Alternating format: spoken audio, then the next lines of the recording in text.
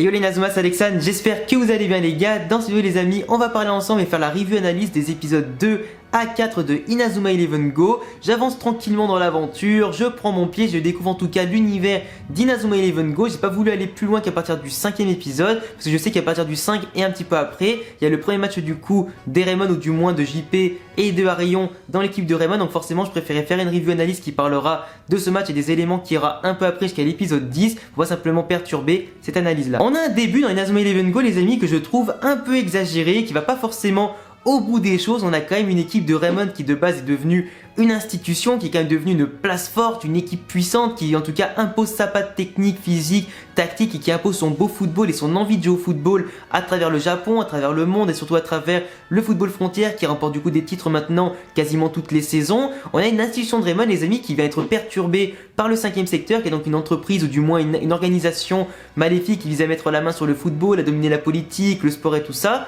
Mais je trouve quand même que là, en ce début de série, on a juste un élément perturbateur qui arrive, comme notamment Victor Blade qui est infiltré du 5ème secteur et tout ça, qui vient du coup faire chier le collège Raymond pour simplement aussi infiltrer l'équipe, les dissoudre et surtout aussi les remplacer au fur et à mesure, utiliser du moins les ordres du 5ème secteur pour imposer sa loi. Mais pour moi je trouve que simplement c'est un peu exagéré, où tu vois un gosse de 12 ans qui débarque au milieu de plein d'adultes et tout ça, qui impose sa loi parce que t'as juste à lui mettre 3 claques dans la gueule et il arrêtera ses conneries. T'as surtout une équipe de Raymond comme je le dis qui est censée être une institution du football maintenant avec une équipe forte, tu les vois arriver à la fin de l'épisode 1 hyper badass, qui font bloc et qui veulent simplement montrer leur honneur et surtout leur ego par rapport à ce qu'a fait Victor à leur équipe bis. C'est quand même un peu compliqué, tu les vois tous hyper badass et d'un seul coup en fait t'apprends qu'ils sont nuls à chier, qu'ils se prennent un vrai 9 ou 10-0 dans la foulée contre les sous-fifres du 5ème secteur et contre Victor qui lui par contre est exceptionnel. Il a vraiment un toucher de ballon impressionnant, il a l'air hyper intelligent aussi dans son jeu, il a l'air en tout cas largement au-dessus du lot, il utilise même un esprit guerrier juste pour dire à quel point il maîtrise le sujet, il maîtrise aussi son potentiel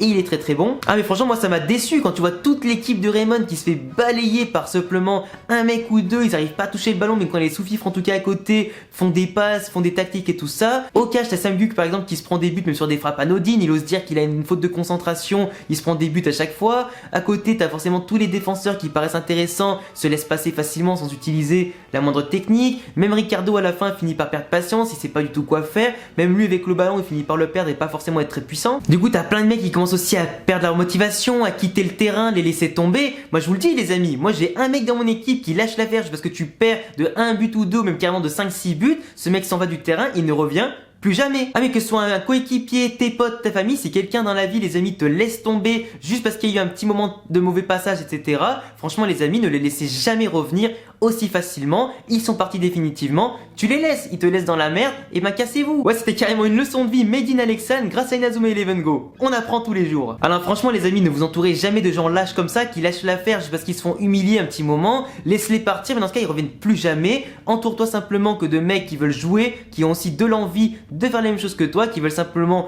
aller de l'avant, progresser, s'amuser, s'entraider simplement aussi à aller plus loin et sortir des mauvais moments pour atteindre justement les bons moments. Entourez-vous simplement de gagnants et de gens motivés, sinon dans la vie vous irez pas loin. Et d'ailleurs le coach Travis a extrêmement raison quand il dit à Arion que c'est pas au coach de motiver les joueurs à ce moment là et de faire quelque chose, du moins un changement, c'est aux joueurs de se sortir les doigts du cul, de jouer, de montrer simplement ce qu'ils valent, de sortir justement leur ego, leur potentiel et leur fierté pour simplement se dépasser, dépasser l'adversité, jouer ensemble avec bien sûr solidarité et complémentarité, surmonter les obstacles et bien sûr dépasser l'adversité et surtout renverser la situation. Oui moi aussi je fais des discours de coach. On a forcément avec ça un 5ème secteur qui veut vraiment mettre la main mise sur le football, qui met des menaces à exécution, qui met en place des sanctions pour les clubs qui ne les écoutent pas. Apparemment maintenant ça parle aussi de matchs truqués par rapport à ce que j'ai compris, où apparemment les scores sont décidés en avance, du coup les équipes doivent absolument suivre les consignes sous peine forcément de vouloir être remplacées, mises à l'épreuve ou simplement détruire le club, l'équipe ou l'école. On a vu que notamment les Raymond dans un flashback ne voulaient absolument pas suivre les consignes, ils se laissaient simplement marquer des buts, ils voulaient entre guillemets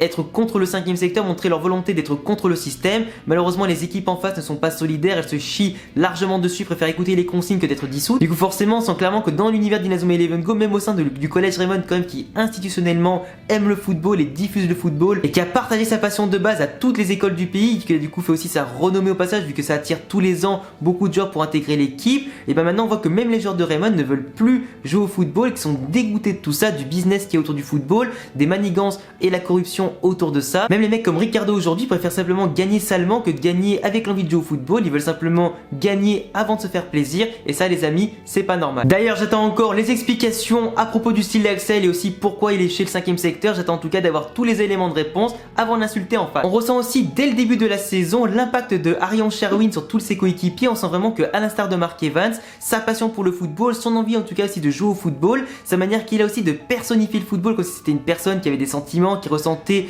les bons sentiments de tous les joueurs en tout cas qui pratiquent le sport, ça le rapproche vraiment en tout cas d'un personnage hyper charismatique autant physiquement que dans sa morale, ses valeurs et ce qu'il diffuse à travers les joueurs. Percy Trivis, en tout cas son coach, a bien senti les valeurs qu'il avait en lui par rapport aussi à ce qu'il avait connu à l'époque avec Mark Evans. Celia aussi est touchée par ça, elle ressent la même chose en tout cas quand elle voit Arion, quand il s'exprime, quand il court partout, quand il s'épuise en tout cas à faire ça. On a aussi vu un grand potentiel chez Arion dans les dribbles où il a voulu prendre le ballon, dribbler tout le monde et le conserver. Il est excellent en tout cas techniquement sur bien des points comme ça, sur les dribbles et tout ça. On voit quand même que c'est un joueur qui a du potentiel, qui vient pas de nulle part, qui a travaillé dur, qui aime le football et qui veut jouer au football avant tout. Il veut pas gagner de manière sale, il veut gagner de manière juste et propre, et c'est aussi les mecs comme ça qui vont à mon avis sauver le football, redonner aussi envie à toute son équipe, même à Ricardo, Doug et tout ça, de jouer au football pour que tout le monde puisse profiter comme avant d'un sport qui est magnifique. C'est d'ailleurs pas pour rien que Arion, en plus de vouloir sauver le football, le club de Raymond qu'il aime tant, parce que forcément il voulait être dans le collège Raymond, parce que quand il était petit il a été sauvé, pour rappel,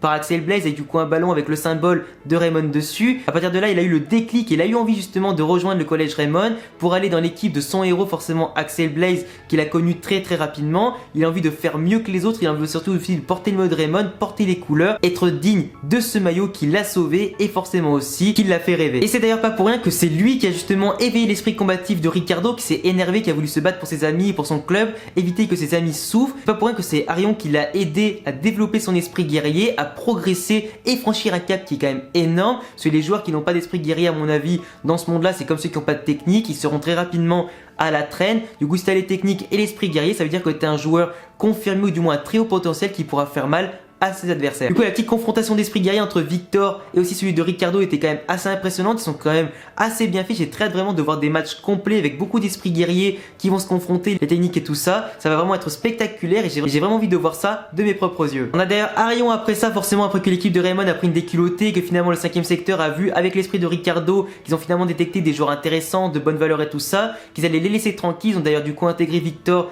à l'équipe pour simplement espionner l'équipe et un petit peu je pense récupérer des informations au milieu de Raymond qui est quand même à haut potentiel. On a aussi fait la rencontre de JP Lapin qui d'ailleurs saute super haut pour sa petite taille, qui d'ailleurs à mon avis sera très utile dans le domaine aérien pour faire les petits centres et déviations et tout ça sur Arion ou Ricardo pour marquer les buts. On découvre un personnage qui est quand même sympathique, qui sera donc le meilleur ami de Arion dans Inazuma Eleven Go. Il est en tout cas très attachant, il a aussi un chara design que tu as envie d'aimer, en tout cas ça donne envie d'être son pote tout comme Arion. Ils ont tous les deux passé les tests de sélection, ils ont en tout cas donné leur maximum, les deux étaient limite en train de ramper tellement ils ont couru, tellement ils étaient fatigués. Les trois autres blaireaux à côté qui s'étonnaient à la fin de ne pas avoir été choisis, forcément, et les mecs ils ont pas couru, ils ont limite laissé tomber dès qu'il y avait Ricardo sur le terrain. Ricardo par contre qui est un personnage qui est quand même certes un capitaine, qui a envie de protéger, qui a envie de bien faire, mais qui s'y prend super mal, il rejette les mecs comme Arion et JP qui veulent absolument les aider parce que les mecs sont plus que 9 dans l'équipe, forcément avec Arion et JP ils sont 11 et en plus avec Victor Blade maintenant ils sont 12, c'est quand même dommage qu'il leur gueule dessus. À mon avis il leur a plus gueulé dessus pour pas les mettre en danger à l'avenir par rapport à ce qui s'est passé actuellement, plutôt que simplement pour être méchant, c'était pas forcément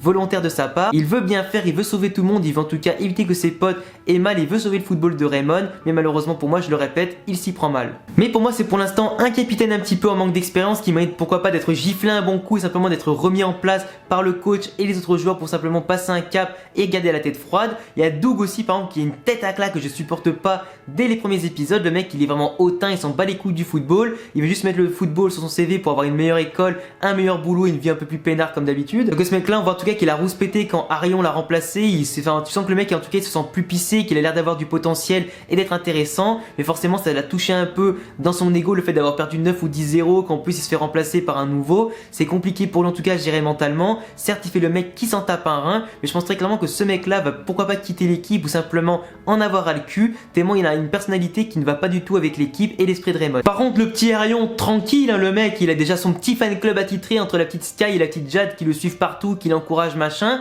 Le mec en plus d'être charismatique, d'avoir des bonnes valeurs et d'intégrer l'équipe en un claquement de doigts, le mec a déjà son petit fan club hyper stylé, il va même pouvoir pécho. En tout cas on a Arion qui va intégrer l'équipe petit à petit, qui va du coup faire sa petite place au fur et à mesure et pourquoi pas diffuser ses bonnes valeurs du football avec les autres, leur redonner envie de jouer au football, redonner en tout cas à Raymond sa gloire passée avec du coup de belles prestations, lutter au fur et à mesure contre le 5ème secteur. On voit aussi que Victor Blade est dans l'équipe, je l'imagine bien avoir un rôle du coup à la Ichioshi comme dans Orion, où il va intégrer l'équipe et des fois laisser limite son équipe à 10 contre 11 tellement il va pas vouloir faire beaucoup d'efforts sur le terrain, autant offensif que défensif. J'espère pourquoi pas que Arion va lui apporter le déclic, tout comme Marc etc, ou du moins comme Asuto l'avait fait avec Ichioshi, pour qu'il puisse être un bon atout pour Raymond, lutter contre le 5ème secteur et forcément apporter davantage de valeur à l'équipe. On verra en tout cas tout ça à partir de l'épisode 5 qui montre, si je dis pas de bêtises, et ce que j'ai vu dans la preview, un match du coup avec Arion et JP qui intègrent l'équipe pour un match d'entraînement ou un autre match du coup officiel pour l'équipe de Raymond. À voir comment ça va se passer dans les prochains épisodes. J'ai en tout cas hâte de voir tout ça et d'en parler avec vous. En tout cas les gars, si vous avez kiffé cette review analyse, et écoutez, dites-le moi en commentaire, laissez-moi un gros pouce bleu les amis, ça me fait extrêmement plaisir de voir que vous avez été nombreux